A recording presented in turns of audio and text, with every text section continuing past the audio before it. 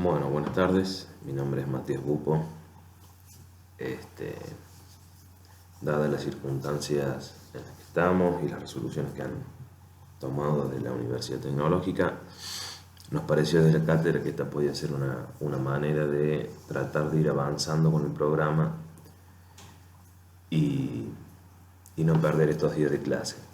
Este va a ser un video, digamos, con mi voz de fondo, y lo que vamos a ir pasando son las filminas de las dos primeras unidades, para que ustedes puedan ir viendo. A su vez va a haber abierto un foro de novedades en la universidad virtual, en la cual todos deben estar matriculados,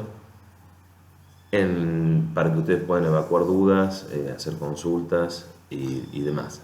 Algo similar va a suceder con la parte práctica, para que ustedes puedan ir siguiendo los ejercicios y a su vez a través de la universidad virtual haciendo consultas, preguntas, y evacuando todas las dudas que podamos ir resolviendo. Bueno, la unidad número 1 de la materia se llama propiedad de los fluidos. En general vamos a trabajar o vamos a estudiar algunas propiedades que tienen estos fluidos que luego nos van a ser de utilidad para el resto del desarrollo de la materia. Los fluidos en general es una palabra muy amplia, y si bien nosotros en la ingeniería civil automáticamente lo asociamos a un fluido líquido como puede ser el agua, la palabra fluidos abarca todos los tipos de fluidos, inclusive el aire. De hecho, en otra carrera el aire es el fluido importante, como puede ser aeronáutica, y no así el agua. Pero bueno, en nuestro caso nos vamos a orientar más a las propiedades de los fluidos y específicamente y en particular las propiedades del agua. Bueno, es difícil estudiar a la mecánica de los fluidos desde un enfoque netamente matemático, ¿no? Es necesario entender la física de los problemas. Si no logramos entender la física de los problemas, se hace muy difícil entender lo que uno puede expresar o desarrollar de forma matemática. Bueno, para arrancar nosotros deberíamos definir qué es un fluido, ¿no? Un fluido básicamente se define como aquella sustancia que es incapaz de soportar un esfuerzo cortante, o dicho de otras formas, que ante un esfuerzo cortante sufre permanentes deformaciones, ¿sí? No es como un sólido que ante un esfuerzo cortante se deforma, pero eventualmente podría volver a su situación inicial, como por ejemplo la ley de Hooke, que ustedes habrán estudiado. Bueno, en un fluido eso no sucede. Un fluido, al aplicarse un esfuerzo cortante, el mismo se deforma, y se deforma con una tasa de velocidad de deformación, por lo que el fluido es incapaz de resistir un esfuerzo cortante. Lo que nosotros tenemos que definir dentro del fluido también es lo que se conoce como el continuo. Es decir, nosotros no vamos a estudiar, sobre todo en la ingeniería civil, qué es lo que sucede en un fluido a nivel molecular. Nosotros vamos a considerar el fluido como un conjunto de moléculas que conforman precisamente lo que hemos definido como un continuo. Es decir, nosotros vamos a estudiar lo que sucede en un determinado número de moléculas y en forma promediada en ese número de moléculas. Por ejemplo, nosotros no estudiamos la temperatura de una de las moléculas, sino de un grupo de ellas. No estudiamos la densidad de una molécula, sino de un grupo de ellas. Y lo mismo si la sometemos a un estado de presión o de temperatura o de lo que fuera, digamos. Lo que vamos a estudiar es ese grupo de moléculas como un continuo y no su interacción netamente entre ellas, ¿sí?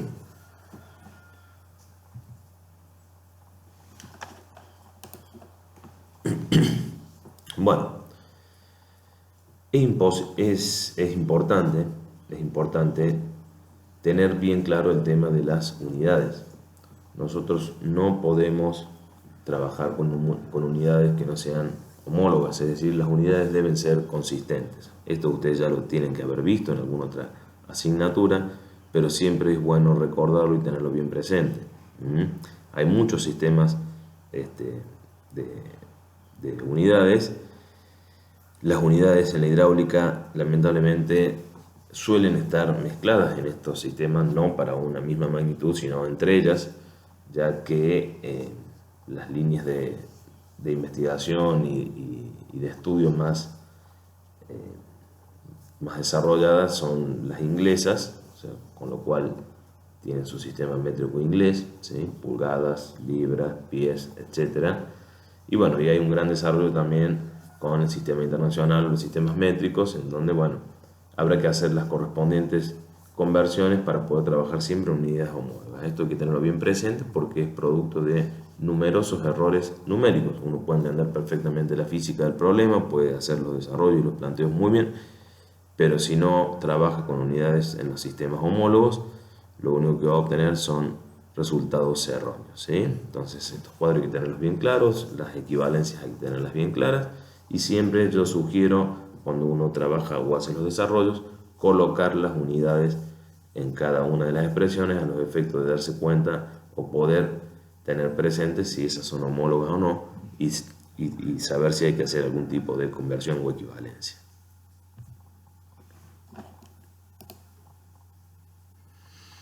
Bueno, una propiedad muy importante de un fluido es la viscosidad, ¿no? La viscosidad, uno lo asocia a algo viscoso, pero no es fácil definir qué es la viscosidad. Bueno, hay muchas definiciones al respecto, hay muchas definiciones al respecto. Una de ellas, y creo que a mi entender es una de las más adecuadas, dice que es una medida de la resistencia a fluir que tiene un fluido como resultado de la interacción y cohesión de sus moléculas. Es decir, esta es una propiedad que está vinculada a la cohesión entre esas moléculas. Imaginémonos un fluido que se encuentra entre dos placas, ¿sí? Una fija y una que tiene la capacidad de moverse, o directamente, ¿no? Arriba de una superficie plana uno vierte un fluido, sea cual sea, y arriba le apoya una placa. Si uno ejerce un esfuerzo cortante sobre la placa móvil, van a notar que se mueve. Bueno, ese fluido, esa placa se va a mover a una determinada velocidad dependiendo del esfuerzo cortante que uno ejerce. Ahora, si a igual esfuerzo cortante uno coloca otro tipo de fluido, va a notar que la velocidad de desplazamiento es distinta. Bueno, eso se debe justamente a la resistencia que opone el fluido que se encuentra entre las dos placas. Y eso tiene una ley bien definida que se conoce como la ley de viscosidad de Newton, en donde si uno observa, ¿sí?, lo que tenemos aquí, el gráfico en donde en ordenadas tenemos la distancia que puede existir entre dos placas y en abscisas la velocidad del fluido. Supongamos que la placa se encuentra en la parte superior de este perfil de velocidades. Bueno, las moléculas que estén en contacto con la placa superior o la placa móvil van a viajar a la misma velocidad que esa placa. De igual forma sucede con las moléculas que se encuentren solapadas o pegadas a la placa fija. Es decir, la velocidad de esas moléculas que se encuentran perfectamente adheridas va a ser de cero. Entonces, de las moléculas de velocidad cero a las moléculas de velocidad de la placa va a existir un gradiente de velocidad, es decir, una variación de la velocidad en función de la ordenada o de la distancia ahí. ¿Por qué sucede esto? Bueno, imagínense a ese fluido separado por capas, ¿sí?, por capas de espesor diferencial. La capa que está contra la placa móvil va a tener una velocidad U. La subsiguiente tendrá una velocidad un poquito menor, producto de que existe una resistencia al movimiento, ¿sí? Y así se irá transfiriendo. Es decir, esto es equivalente a decir que entre las capas hay una transferencia de cantidad de movimiento y en el medio algo se va perdiendo. Imagínense un ejemplo muy burdo, pero que muchas veces es muy útil. Dos trenes, uno ubicado al lado del otro.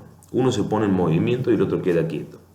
Una vez que el tren que se encuentra en movimiento alcanzó una velocidad constante, empieza a tirarle sobre aquel tren que está quieto bolsas de tierra o bolsas de arena. Bueno, ustedes seguramente se imaginan. Bueno, habíamos quedado en el ejemplo esto de los trenes, ¿no? Les decía yo que si teníamos dos filas de trenes y uno se pone en movimiento, hasta que llega a una velocidad constante y el otro quieto, ¿sí? Entonces en algún momento el tren en movimiento empieza a tirarle bolsas de arena al que está quieto. Bueno, indefectiblemente esas bolsas de arena conllevan en sí una determinada cantidad de movimiento que le será transferido al tren que se encuentra quieto, hasta un momento en donde el tren que se encuentra quieto llegará a una velocidad constante, en donde esa velocidad constante va a ser menor que la velocidad del tren original. Si trasladamos esta idea a una sucesión de trenes, va a pasar lo mismo hasta un punto en donde la transferencia de cantidad de movimiento va a ser mínima y el último de los trenes no se va a mover, por más bolsas de arena que le tiremos. En definitiva, se traslada a que va a existir una variación de la velocidad desde el primer tren hasta el último. Bueno, lo mismo sucede si nosotros imaginamos el fluido como una sucesión de capas, en donde cada una de esas capas le transfiere a la siguiente una determinada cantidad de movimiento. Bueno, eso hace que la variación de velocidad genere un perfil de velocidades, curvo, logarítmico, lo que fuera, pero que en donde existe una variación producto de el esfuerzo constante aplicado sobre uno de los extremos y la capacidad de transferir esa cantidad de movimiento que estará dada en definitiva por la viscosidad del fluido, ¿sí? Bien, vale aclarar que esa ley que nosotros vemos allí, o esa relación lineal, o esa ley de Newton, solo es válida para todos aquellos fluidos considerados newtonianos, que ya vamos a ver un poquito qué es lo que es ese fluido newtoniano, ¿sí? Bueno, un poco lo que decíamos puede verse aquí, ¿sí? En donde aquí está lo que pasa en un sólido, y es algo que nosotros ya conocemos, es decir, al aplicarle un esfuerzo constante a un sólido, bueno, este sufre una deformación y en principio hasta cierto punto podría ser lineal, ¿sí? En donde ese esfuerzo cortante es igual a una constante de deformación por la deformación angular efectivamente producida. Bueno, esa constante es conocida como el modo de elasticidad transversal del sólido y es la constante que nosotros habremos visto en algún momento en la famosa ley de Hooke, ¿sí? En tanto en cuanto se comporta de forma lineal, claramente. En un fluido eso no sucede, sino que al aplicar un esfuerzo constante lo que tenemos no es una deformación angular, sino una velocidad de deformación angular. Es decir, medimos aquí la tasa con la que se deforma esto y en función de eso podemos deducir lo que conocemos como la ley de Newton. Bueno, lo que les decía yo es que esta ley, la ley de Newton, es válida para los fluidos newtonianos, ¿sí? Que son aquellos que están comprendidos, por ejemplo, entre estas dos rectas. Es decir, vemos que las variaciones de esfuerzo de deformación o velocidad de formación son lineales, efectivamente, que es lo que expresa la ley de Newton. ¿De qué depende esta pendiente? Bueno, de la viscosidad del fluido o en definitiva del fluido que estemos allí colocando entre esas placas. Hay otros tipos de fluidos, por supuesto que los hay, no es válida la ley de Newton y son fluidos muy específicos, no es el caso del agua, que es el fluido con el cual nosotros trabajamos el 99% de los casos. En los extremos vemos los fluidos, en este caso el sólido elástico, ¿sí? En donde la viscosidad es infinita, no importa el esfuerzo cortante que apliquemos aquí, la tasa de deformación es nula, y en el otro extremo el fluido no viscoso, ¿sí? Cuya viscosidad es cero y no importa qué esfuerzo cortante apliquemos, ese fluido se deformará a una tasa infinita. Bueno, en general, como les decía, nosotros vamos a estar trabajando en esta línea, ¿sí? Dentro de los fluidos newtonianos. Fuera de eso, nosotros no hacemos ningún estudio, por lo que es importante recordar siempre eso.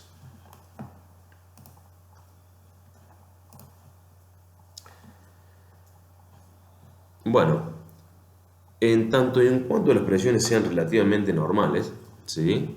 La viscosidad de un fluido básicamente varía o puede variar en función de la temperatura.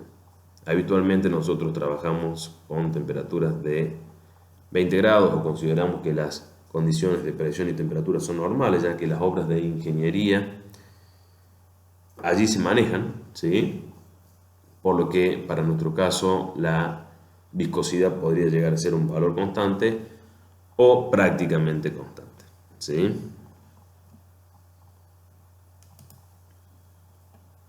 Bueno, estas son las unidades de viscosidad, ¿sí? Nosotros habitualmente trabajamos con la velocidad dinámica.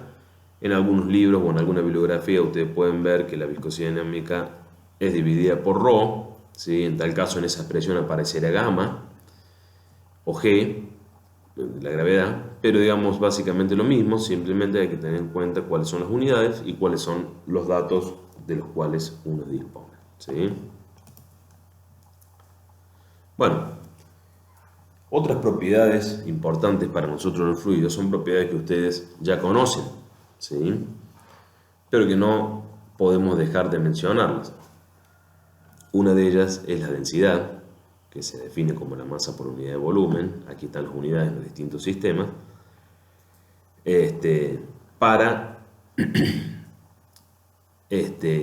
una presión atmosférica o una presión normal. También la densidad de un fluido puede variar en función de la presión, ¿sí? En general, para nosotros, y salvo que digamos otra cosa, la densidad del agua va a valer 1000 kilogramos por metro cúbico, ¿sí? El volumen específico, ¿sí? Que es el recíproco de la densidad. Bueno, estos son algunas propiedades que se utilizan en algunos casos muy particulares. El peso específico, que no es más que aplicar la segunda ley de Newton a la gravedad, ¿sí? La fuerza es igual a la masa por la gravedad. En tal caso, si la masa vale o es la densidad, lo que obtenemos es el peso específico. Y la densidad relativa, que es una propiedad que se utiliza, una propiedad adimensional, ya que es el cociente entre dos pesos específicos o dos densidades, en donde en el denominador se utiliza un fluido de referencia. Para el caso de la ingeniería civil o para nuestro caso en particular, ese fluido de referencia siempre va a ser el agua.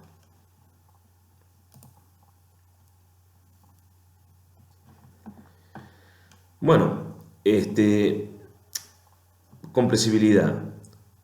Esto hace referencia a la medida de cambio de volumen, por lo tanto de su densidad, cuando un fluido se supone o se somete a diferentes presiones, ¿sí? Aquí debemos entender que nosotros en la ingeniería civil, en particular en nuestro curso, vamos a considerar que un fluido tal como el agua, que es el que vamos a trabajar el 95% de las veces, o el 99% de las veces, es un fluido incompresible. Es decir, para que un fluido modifique su volumen producto de la presión, esas presiones tienen que ser realmente muy altas, cosa que en general no sucede, ¿sí? Es decir, el agua tiene un módulo de elasticidad del orden de 10 a la 4 o de 10 a la 3, con lo cual esas presiones estarían muy por encima de cualquier tipo de cañería o recipiente que pudiera alojarlas, y producto de eso, para nuestros casos en la ingeniería civil, el agua es un fluido o considerado un fluido incompresible, ¿sí? Como aquí dice, a los fines ingenieriles, en la mecánica del fluido, la densidad del fluido permanece constante para un determinado valor de temperatura, ¿sí? Y así lo vamos a considerar. Bueno, esto es un poco cómo podría variar el módulo de elasticidad volumétrica del agua en función de la temperatura. Nosotros habitualmente nos manejamos en estos rangos, por lo tanto es aquí donde nos podríamos estar moviendo. Como ustedes observan, en ningún momento se modifica el orden de magnitud de ese valor, por lo tanto sigue siendo alto y las posibles variaciones de volumen son realmente infinitesimales respecto de cualquier otra magnitud.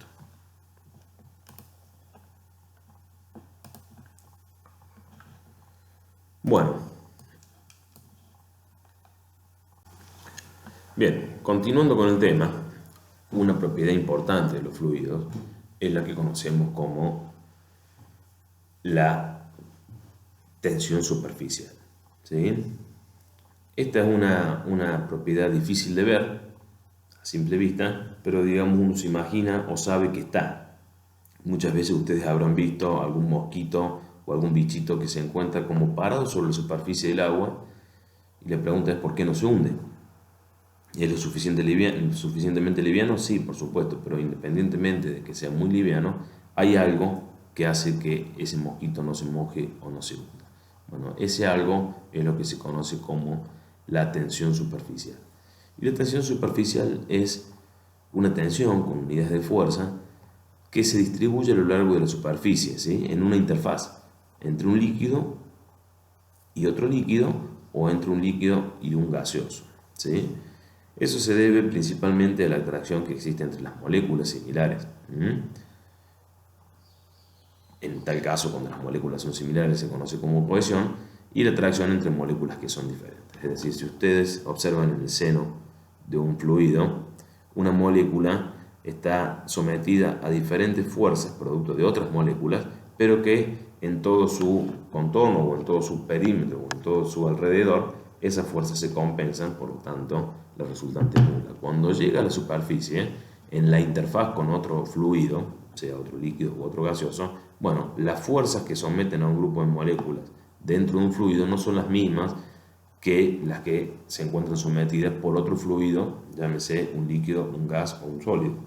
Entonces ahí se produce una resultante no nula que se distribuye en la superficie generando lo que nosotros conocemos como tensión superficial, ¿sí? Y es lo que se observa aquí en la superficie del agua con el líquido. De hecho, esta tensión superficial es la responsable de que se conozcan las gotas. Es decir, si uno conoce la presión interna de una gota, puede deducir su diámetro, o si conoce su diámetro y la tensión superficial del agua, por ejemplo, puede conocer cuál es la presión interna de una gota. No vale más con realizar un diagrama de cuerpo libre de una gota para poder resolver la expresión que liga estas magnitudes que acabo de mencionar. De hecho, si uno corta una gota a la mitad de un determinado radio o de un determinado diámetro y hace el diagrama de fuerza diagrama de cuerpo libre, bueno, uno observa que la presión interna, ¿sí?, multiplicada por el área da un esfuerzo que, sumado a el perímetro multiplicado por la tensión superficial, por eso le decía que esta tensión tiene unidades más que de fuerza de velocidad, ¿no?, se distribuye a lo largo del perímetro, tiene que ser igual a cero, es decir, está en equilibrio. Si uno resuelve para la presión interna, llega a la conclusión de que la presión es igual a 2 veces la tensión superficial dividido el radio de esa gota. Y ahí es donde se vinculan, ¿sí? A mayor tensión superficial se obtiene un menor radio a igual presión interna, ¿sí?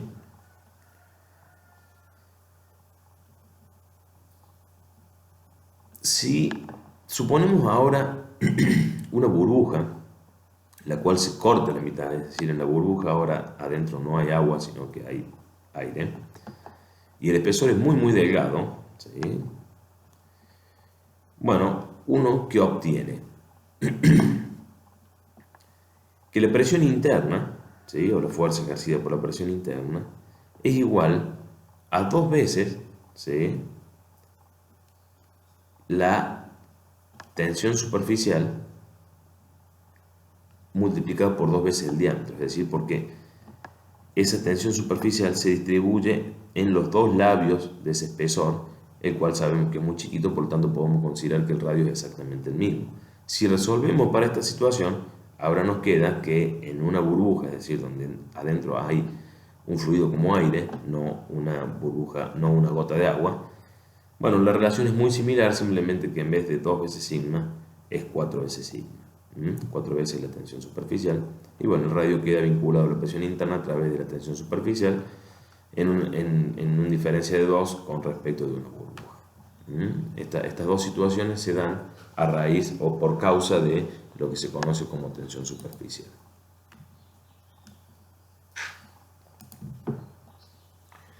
Bueno, de hecho la tensión superficial es también la responsable de producir las elevaciones o los descensos en tubos muy pequeños conocidos como capilares.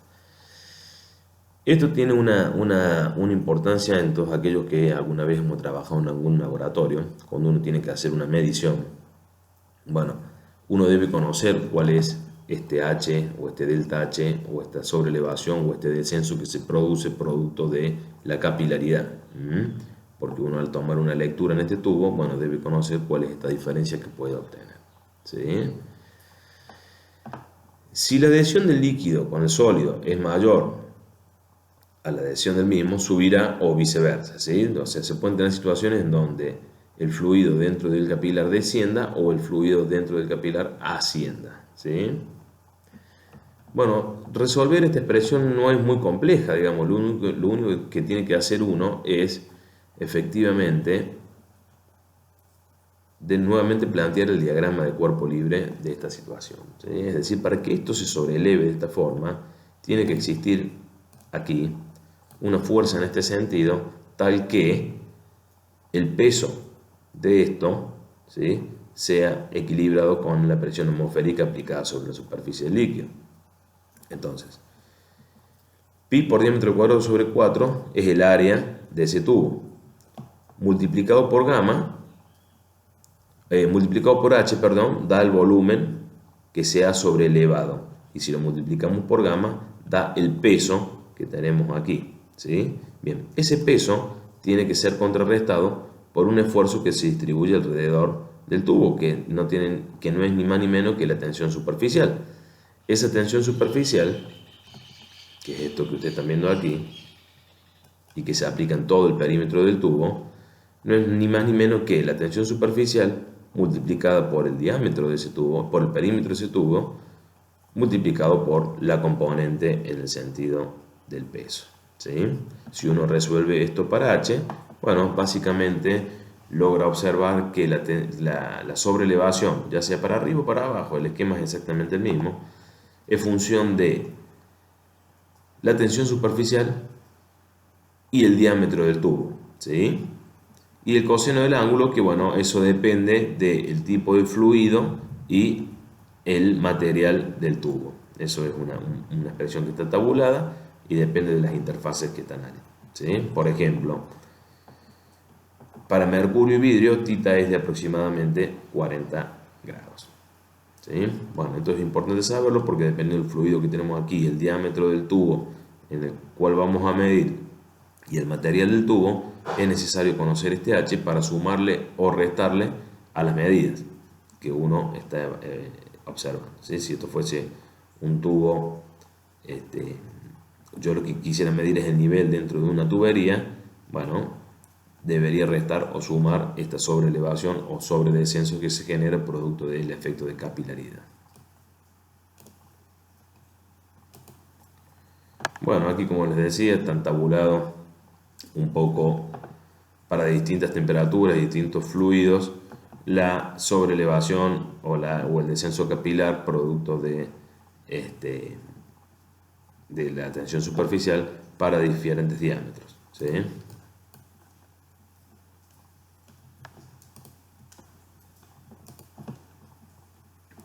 Bueno, y lo que observan aquí son algunas propiedades de los fluidos más importantes que trabajamos en la mecánica de los fluidos, sobre todo en la ingeniería civil, ¿sí? Aquí están los valores de densidad relativa, esto respecto del agua, del módulo de elasticidad volumétrica en gigapascales, ¿sí? Son valores muy grandes. La presión de vapores, aquella presión para la cual el agua puede evaporarse en condiciones normales de temperatura, y los valores de tensión superficial. Fíjense que en este caso el sistema de unidades es el sistema internacional, ¿sí? Estamos hablando de pascales y newton. Bueno, con esta filmina damos concluido la etapa o la primera unidad de propiedad de los fluidos. Espero que les sea de utilidad. Como les digo, cualquier consulta, duda, está abierto el foro en el aula virtual y a partir de allí podemos retroalimentarnos en forma continua.